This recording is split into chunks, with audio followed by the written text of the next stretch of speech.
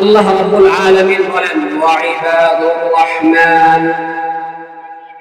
وعباد الرحمن الذين يمشون على الأرض هونا وعباد الرحمن الذين يمشون على الأرض هونا وإذا خاطبهم الجاهلون قالوا سلاما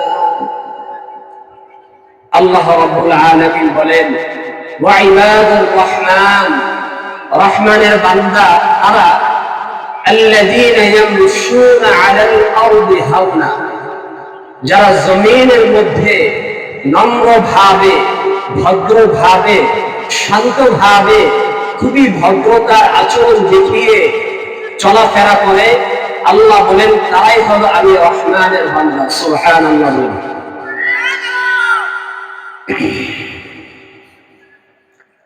আল্লাহ এই আয়াতের মধ্যে এক নম্বর সিফাত বলতেছেন যে মুমিন মুসলমান তার হাঁটার ধরন হবে, তার চলার ধরন হবে, সে খুব নম্রভাবে বিনয়ের সাথে জমিনের মধ্যে চলবে। এই জন্য আল্লাহ বলেন আল্লাযীনা ইয়ামশুন, রহমানের বান্দা কারা? রহমানের বান্দা হলো তারা যারা আমার দেওয়া জমিনের মধ্যে খুবই নম্রভাবে শান্তভাবে চলে। কোরআনে কারীমের সূরা লুকমানের অন্য এক আয়াতের মধ্যে আল্লাহ বলেন ওয়াকসিদ ফি মাশিক ওয়াগদুদ মিন সাওতিক।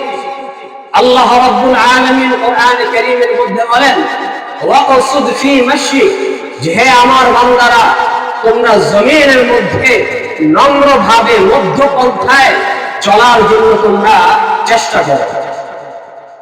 অনেক সময় দেখবেন রাস্তা দিয়ে যখন হাঁটে তখন আমাদের মধ্যে একটা ভাব চলে আসে যে রাস্তাটা মনে হয় আমারই, ঠিক না? ঠিক না? জোরে বলেন।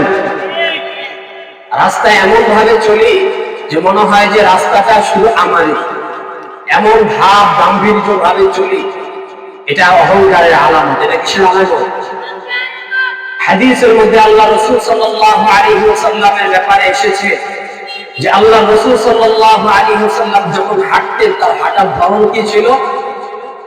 শামাইলে তিরমিজির মধ্যে আল্লাহ রাসূলের হাঁটার বর্ণনা দিতে গিয়ে সাহাবায়ে কেরাম বলেন যে যখন আল্লাহ রাসূল হাঁটতেন তো আল্লাহ রাসূলের হাঁটার ধরনটা এমন ছিল যে কেমন যেন আল্লাহ রাসূল উঁচু একটি পাহাড় থেকে নামতেছেন। দেখবেন যখন একটা মানুষ বা আপনি উপর থেকে নামবেন তখন কিন্তু খুব দ্রুত নামবেন না, পাও জমিয়ে জমিয়ে নামবেন। জোরে বলেন, কিভাবে নামবেন? কেন? যাতে করে আমি না পড়ে যাই, ঠিক কিনা? যাতে করে আমি না পড়ে যাই। আল্লাহ রাসূলের হাঁটার ধরনটাও ছিল এমন যে আল্লাহ রাসূল প্রতিটা কদম প্রতিটা পা এমন ভাবে ফেলতেন যে মনে হতো যে আল্লাহ রাসূল উঁচু একটি জায়গা থেকে কি করতেছে? অবতরণ করতেছে। আমরা এটা পারবো না আমাদের হাঁটার মধ্যে আনতে। এক নম্বর গুণ আল্লাহ তাআলা কি বলতেছেন? وعباد الرحمن الذين يمشون على الأرض هونا। আল্লাহ রাব্বুল আলামিন বলেন রহমানের বান্দা তারা যারা আমার দেওয়া জমিনের মধ্যে এমন ভাবে হাঁটে, কেমন ভাবে হাঁটে? তারা খুব নম্র এবং ভদ্র এবং শান্ত সুস্থ ভাবে হাঁটে। তাদের হাঁটার মধ্যে এমন কোন ভাব ফুটে ওঠে না যে ভাবের মধ্যে এটা প্রকাশ পায় যে সে অহংকারের সাথে হাঁটতেছে। কেননা অহংকার এমন এক জিনিস আল্লাহ রাব্বুল আলামিন সূরা লুকমানের এক আয়াতের মধ্যে বলেন ওয়ালা তামশি ফিল আরদি মারাহা। আল্লাহ রাব্বুল আলামিন বলেন তোমরা জমিনের মধ্যে অহংকার এবং দম্ভ করে হেঁটো না। কেননা হাদিসে কুদসির মধ্যে এসেছে আল্লাহ তাআলা বলেন, আল্লাহ রাসূল সাল্লাল্লাহু আলাইহি ওয়াসাল্লাম আমাদের কাছে বর্ণনা করেছেন যে আল্লাহ তাআলা বলেন যে অহংকার হলো এটা আমার চাদর, অহংকার হলো এটা আমার চাদর। আল্লাহ রাব্বুল আলামিন এই হাদিসে কুদসির মধ্যে আল্লাহ রাসূলকে ইরশাদ জানিয়ে দিয়েছেন। আল্লাহ রাসূল সাল্লাল্লাহু আলাইহি ওয়াসাল্লাম এই হাদিসে কুদসির মাধ্যমে আমাদেরকে বোঝাতে চাচ্ছেন যে ওয়ালা তামশি ফিল আরদি মারাহা। এই বলেছেন যে তোমরা ধম্ম করে হেঁটো না। আল্লাহ রাসূল হাদিসে কুদসির মধ্যে বর্ণনা করেছেন যে অহংকার হইল আমার চাদর, অহংকার হলো আল্লাহ তাআলার চাদর। আল্লাহ তাআলার চাদর দিয়ে যে টানাটানি করবে আল্লাহ তাআলা তাকে চিরজীবনের জন্য ধ্বংস করে দিবেন। নাউজুবিল্লাহ বলি, আরো জোরে নাউজুবিল্লাহ বলি। অহংকার কার চাদর? জোরে বলে, অহংকার কার চাদর? আল্লাহ রাসূল বলেন হাদিসে কুদসির মধ্যে, হাদিসে কুদসি কাকে বলা হয়? আল্লাহ একটা কথা বলেছেন, ওই কথাটা সরাসরি কে বলেছেন? আল্লাহ রাসূল বলেছেন, সেটাকে হাদিসে কুদসি বলা হয়। হাদিসে কুদসির মধ্যে আল্লাহ তাআলা, আল্লাহ রাসূল বলেন যে অহংকার হলো আল্লাহর চাদর। অহংকার আমাদের সাজে না। কেন? আমরা দেখেন আমাদের জন্মের শুরু লগ্নে আমরা ছিলাম একটা নাপাক পানি। কি পানি? নাপাক পানির দাম আছে? কথা বলে না। একজন ব্যক্তি আপনাকে মনে করেন কাউকে এক বালতি পচা একটা পানি এনে আপনার কাছে দিল, আপনি এটা নেবেন? তো আমাদের শুরুটা এই জন্য এক বুজুর্গ কোন এক জায়গা দিয়ে হেঁটে যাচ্ছিলেন। এই বুজুর্গের পাশ দিয়ে ওই জমানার বাদশার বিশাল একটা বহর যাচ্ছে। বহর বুঝেন? বিশাল একটা সরাউল যাচ্ছিল। এখন বাদশাহ দেখলো যে আমি যাচ্ছি ঘোড়ার উপর চড়ে, কিন্তু এই যে একটা সুফি দেখা যাচ্ছে, এই যে একটা হুজুর দেখা যাচ্ছে, সে আমাকে দেখে কি করে নাই? দাঁড়ায় নাই, সালাম দেয়। এরকম লোক আছে না নাই সমাজে? জোরে বলেন, আছে না নাই? কেন আমাকে সালাম দিল? আছে না? কেন আমাকে সেলুট দিল না? আছে না নাই? ওই বাদশাহ তার সভাসদদের বলছে যে আমি বহর নিয়ে যাচ্ছি, আমি ঘোড়ার উপর চড়ে যাচ্ছি, কিন্তু ওই যে হুজুর, ওই যে সুফি, সে আমাকে কি করে নাই? সালাম দেয় নাই। সে ঘোড়া থেকে নেমে ওই হুজুরের সামনে গেছে, যা বলছে যে আপনি যে আমাকে সালাম করলেন না, আপনি জানেন আমি কে? ওই বাদশাহ ওই হুজুরকে বলল কি যে আপনি কি জানেন আমি কে? আর বাদশাহ তো জানে না এ হলো জমানার বুজুর্গ, ইনি হলেন কি জমানার। তখন ওই সুফি, ওই যে হুজুর ছিলেন, আল্লাহওয়ালা ছিলেন, উনি ওনার দিকে তাকিয়ে বললেন, হ্যাঁ আপনাকে আমি চিনি। কি বললেন? কথা আমার সাথে বলতে হবে। কি বললেন? হ্যাঁ আপনাকে আমি চিনি। বাদশাহ বলল যে পরিচয় দেন। তখন ওই বুজুর্গ বললেন যে আপনার পরিচয় হলো, আপনার শুরুটা হলো নাপাক পানি। আপনার শুরুটা কি? এক ফোঁটা নাপাক পানি। আপনার শেষ হলো আপনি কি হয়ে যাবেন? পোকামাকড়ের খাদ্য হয়ে যাবেন। কি হয়ে যাবেন? পোকামাকড়ের খাদ্য হয়ে যাবেন। মাঝখানে এই যে আপনার জিন্দেগি যেটা চলতেছে, আপনি হলেন একটা বিশাল ময়লা বহন। কথা বাস্তব না বাস্তব?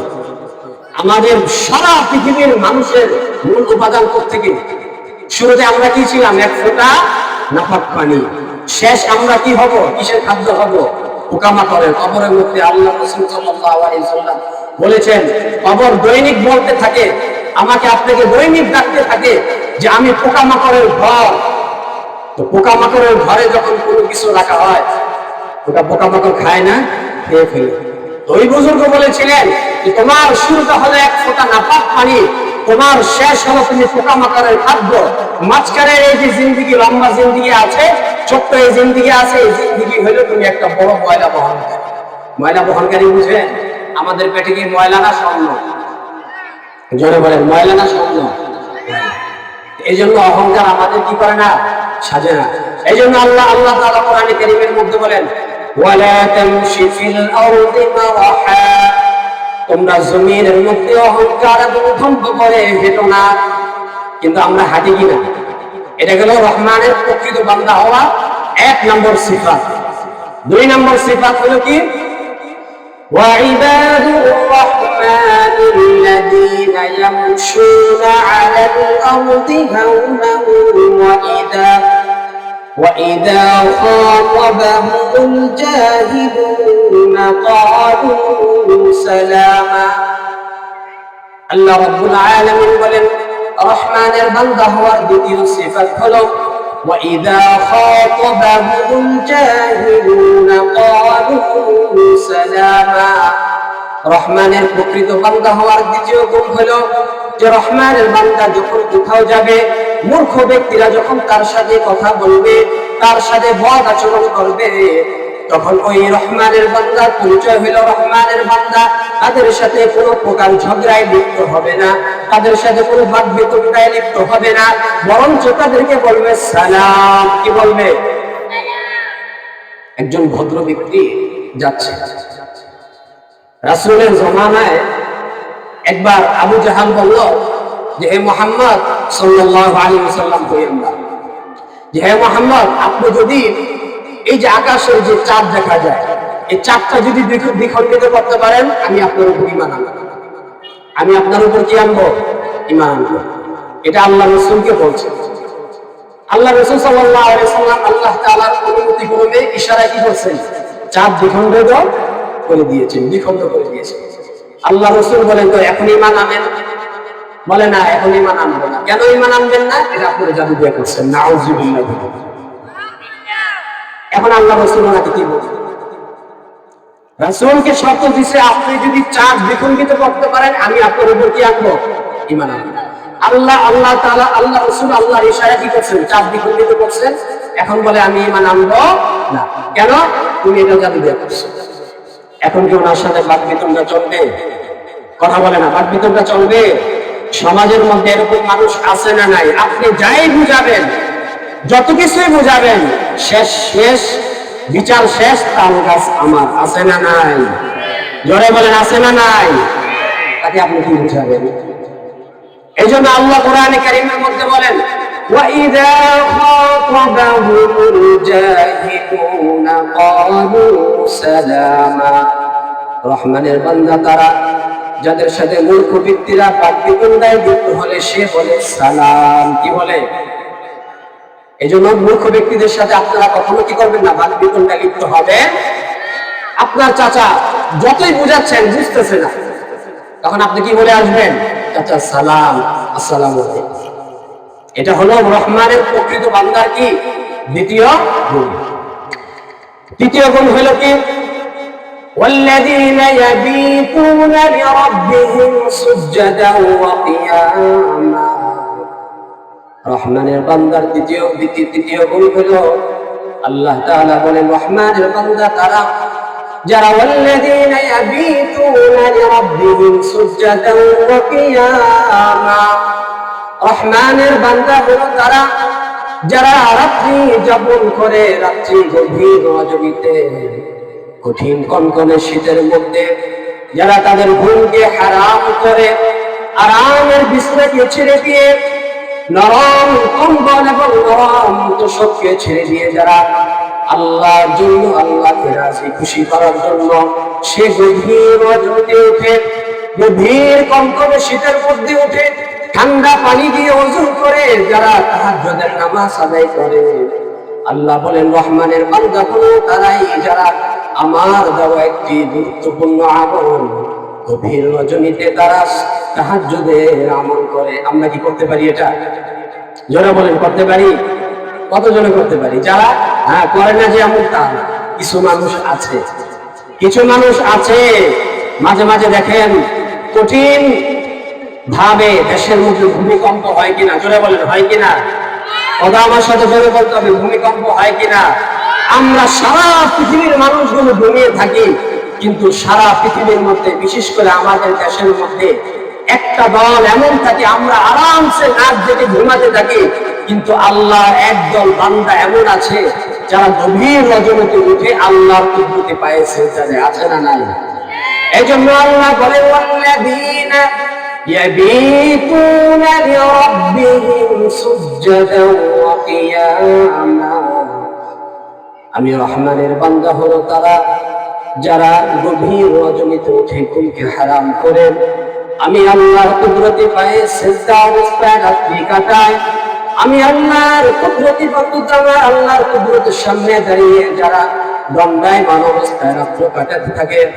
এই জন্য হাদিসে পাকের মধ্যে আল্লাহ রাসূল সাল্লাল্লাহু আলাইহি ওয়াসাল্লাম বলেন, হযরত আবু হুরায়রা রাদিয়াল্লাহু তাআলা আনহু থেকে বর্ণিত, আল্লাহ রাসূল সাল্লাল্লাহু আলাইহি ওয়াসাল্লাম ইরশাদ করেন, ইয়ানসিরু রাব্বুনা تبارك وتعالى كل ليلة من السماء الدنيا حين يبقى ثلث الليل الآخر আল্লাহ রাসূল সাল্লাল্লাহু আলাইহি ওয়াসাল্লাম ইরশাদ করেন আল্লাহ রাব্বুল আলামিন প্রতিদিন দুনিয়ার প্রথম আসমানের মধ্যে চলে আসেন।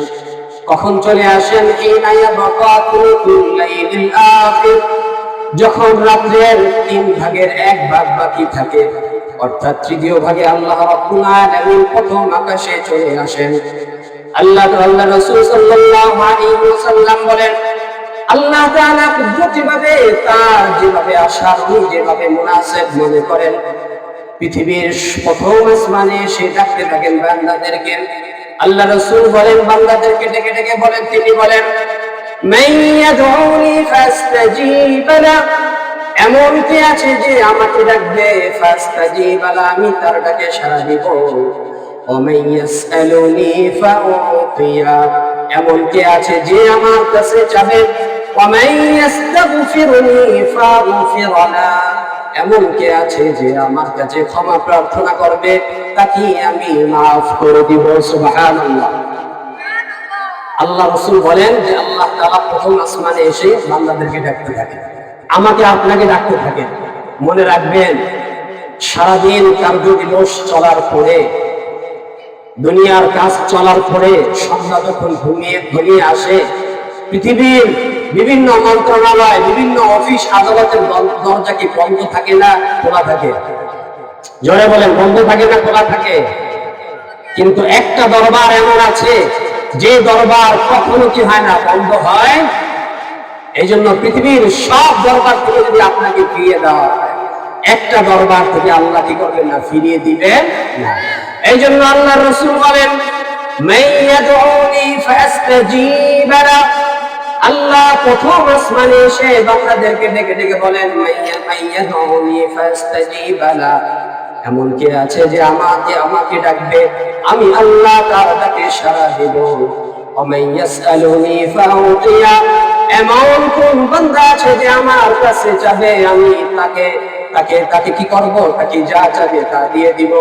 ওয়া মান ইস্তাগফিরুনি ফাগফির লা, এমন আল্লাহর কোন বান্দা আছে, এমন আমার কোন বান্দা আছে যে আমার কাছে ক্ষমা প্রার্থনা করবে, আমি আল্লাহ তাকে ক্ষমা করে দিব। সুবহানাল্লাহ। হাদিসের মধ্যে আল্লাহ রাসূল সাল্লাল্লাহু আলাইহি ওয়াসাল্লাম বলেন, এই তাহাজ্জুদের ব্যাপারে বলতেছে, তাহাজ্জুদের ব্যাপারে একটি হাদিস আপনাদের শুনে। আল্লাহ রাসূল সাল্লাল্লাহু আলাইহি ওয়াসাল্লাম বলেন ثلاثة يضحك الله إليهم الرجل إذا قام بالليل يصلي والقوم إذا صفوا في الصلاة والقوم إذا صفوا في قتال العدو। আল্লাহ রাসূল সাল্লাল্লাহু আলাইহি ওয়াসাল্লাম তাহাজ্জুদ আদায়কারীদের সম্মানার্থে, তাহাজ্জুদ আদায়কারীদের ফজিলত বর্ণনা করতে গিয়ে বলেন সালাতাতুন ইয়াযহাকুল্লাহু ইলাইহিম আর-রাজুলু ইযা কামা বিল-লাইল, আল্লাহ তাআলা তিন শ্রেণীর বান্দাদেরকে দেখে আল্লাহ খুবই সন্তুষ্ট হয়ে যান। এক প্রকার বান্দা হলো তারা যারা গভীর রজনীতে তাহাজ্জুদ নামাজ আদায়ের জন্য দাঁড়িয়ে যায়। এজন্য আমরা পারবো না, চেষ্টা করতে পারবো না ইনশাআল্লাহ। আরেকটা হাদিস আপনাদেরকে শুনি, আল্লাহ রাসূল সাল্লাল্লাহু আলাইহি ওয়াসাল্লাম, এটা খুব মজার হাদিস, আপনারা খুব গভীরভাবে শুনুন। এটা আজকে থেকে আমরা আমল করব তো ইনশাআল্লাহ। দেখেন আল্লাহ রাসূল আন আবি হুরায়রা রাদিয়াল্লাহু তাআলা আনহু قال قال رسول الله صلى الله عليه وسلم رحم الله رجلا قام من الليل فصلى وأيقظ امرأته فإن بطن ضحى في وجهها الماء। লম্বা হাদিস। আল্লাহ রাসূল সাল্লাল্লাহু আলাইহি ওয়াসাল্লাম বলেন আল্লাহ ওই ব্যক্তির উপর রহম করেন আল্লাহ ওই ব্যক্তির উপর বিশেষ দয়ার দৃষ্টি দেন যে ব্যক্তি গভীর রজনীতে উঠে, গভীর রজনীতে উঠে সে নামাজ পড়ে, সে নামাজ পড়া শেষ করে তার স্ত্রীকে সে ডাকে। যখন তার স্ত্রী সে গভীর রজনীতে উঠতে অস্বীকৃতি জানায়, সে সামান্য একটু পানি নিয়ে ওই স্ত্রীর চেহারার মধ্যে সে নিক্ষেপ করে। সে কি করে? আপনি ভোরবেলায় উঠলেন, উঠা তাহাজ্জুদের আমল করলেন, তাহাজ্জুদের আমল শেষে ভাবলেন আমি একাই তাহাজ্জুদ করব, আমার স্ত্রীর পড়া দরকার আছে না নাই? আছে। যখন তাকে ডাক দিলেন যে ওহে উঠো, যে বাবুল মা কি করো, উঠো, এখন স্ত্রী করতেছে উঠবে না, মোড়ামুড়ি করতেছে, আপনি কি করলেন? সামান্য একটু পানি নিয়ে কি করলেন?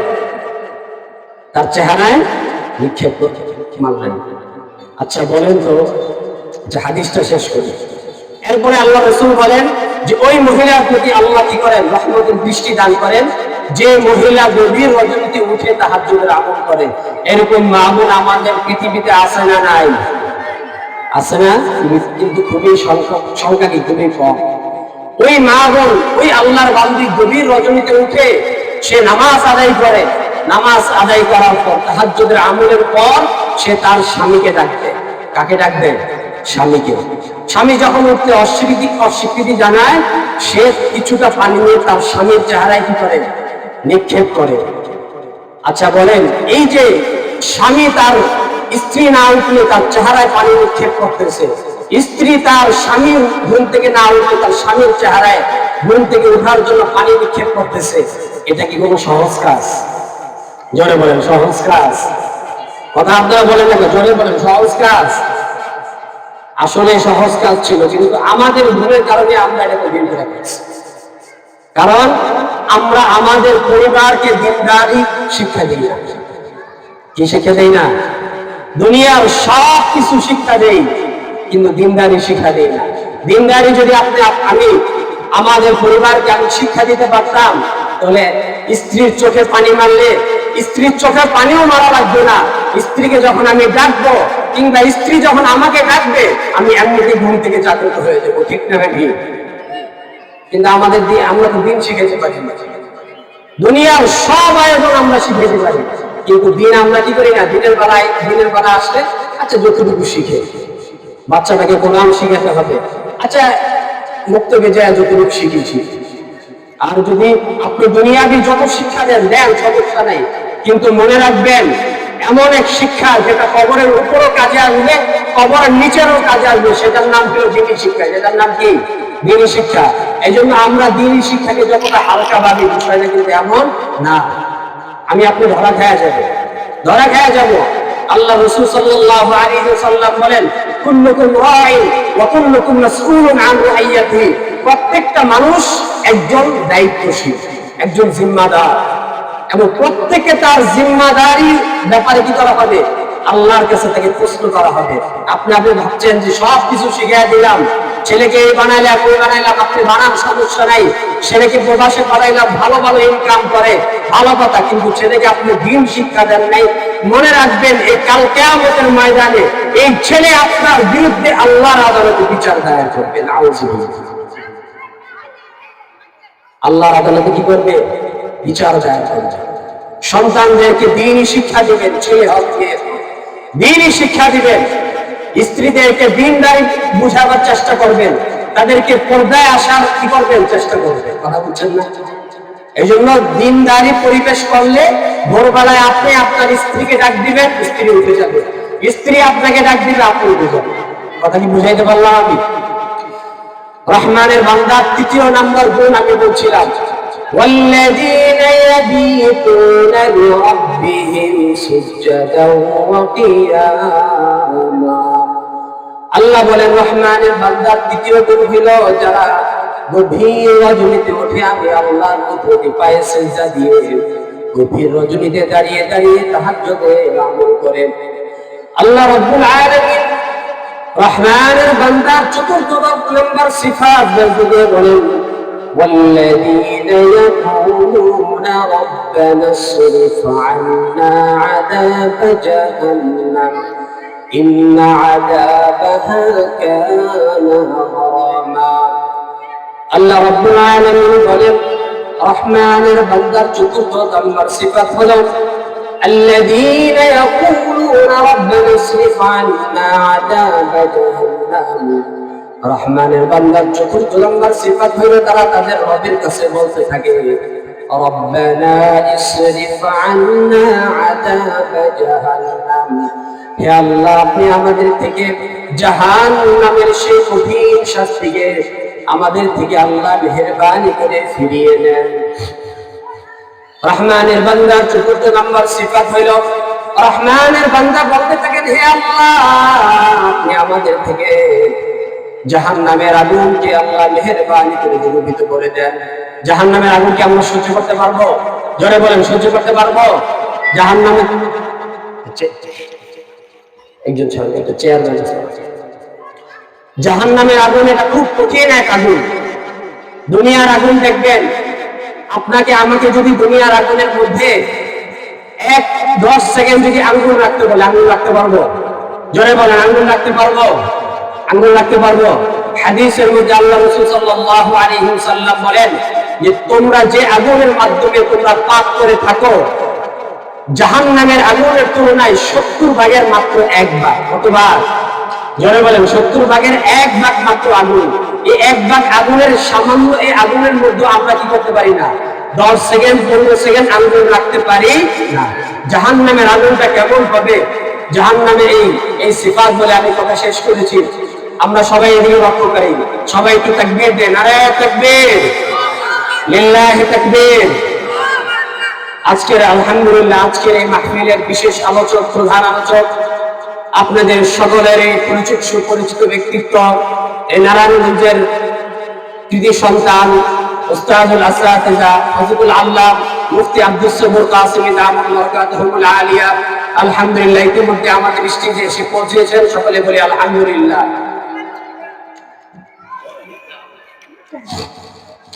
বলতেছিলাম যে জাহান্নামের আগুন, জাহান্নামের আগুন আর দুনিয়ার আগুনের বৈশিষ্ট্যটা বলে আমি কথাটা শেষ করে দিব। জাহান্নামের আগুনের বৈশিষ্ট্য কি আর দুনিয়ার আগুনের বৈশিষ্ট্য কি? জাহান্নামের আগুনের বৈশিষ্ট্য হচ্ছে যে জাহান্নামের আগুন আপনার যে অঙ্গে যে স্থানে লাগবে সেই স্থানটাকে পুড়ে ফেলবে। মনে করেন জাহান্নামের আগুন আপনার এই আঙ্গুলে লাগছে, আপনার কি বাম হাতের আঙ্গুল পুড়ে যাবে? জোরে বলেন, কথা জোরে বলতে হবে। আপনার ডান হাতের এক আঙ্গুলে লেগেছে, বাম হাতের আঙ্গুল পুড়বে? পড়বে না। এটা হলো দুনিয়ার আগুনের বৈশিষ্ট্য। কিন্তু জাহান্নামের আগুন কি দেখেন, আল্লাহ বলেন নারুল্লাহিল মুকাদা আল্লাতী তাত্তালিউ আলাল আফইদা ইন্নাহা আলাইহিম মুসাদাতুন ফি আমাদিন মুমাদ্দাদা। আল্লাহ বলেন জাহান্নামের আগুনের বৈশিষ্ট্য হলো জাহান্নামের আগুন যখন জাহান্নামীকে জাহান্নামের মধ্যে ফেলা হবে, ফেলে দেওয়া হবে, তখন জাহান্নামের আগুন যখন তাকে স্পর্শ করবে, স্পর্শ করার সাথে সাথে যে জায়গায় স্পর্শ করবে শুধু সেই জায়গায় জ্বলে ফুলে ছারখার হয়ে যাবে না। আল্লাহ বলেন যে জাহান্নামের আগুনের বৈশিষ্ট্য হলো জাহান্নামের যে জায়গায় লাগুক না কেন জাহান্নামের এই আগুন তার কলিজা পর্যন্ত যায় আঘাত করবে। নাউযুবিল্লাহ। নারুল্লাহিল মুকাদা, জাহান্নামের যে প্রজ্বলিত আগুন, আল্লাতী তাত্তালিউ আলাল আফইদা, যেটা তার দেহের কলিজা এবং বুকের ভিতর পর্যন্ত যায় আঘাত করবে। আপনি আমি সহ্য করতে পারবো? এইজন্য রহমানের বান্দার চতুর্থ নাম্বার সিফাত হলো ওয়াল্লাযীনা ইয়াকুলুনা রাব্বানা ইসরিফ আন্না আযাব জাহান্নাম ইন্না আযাবাহা কানা গারামা।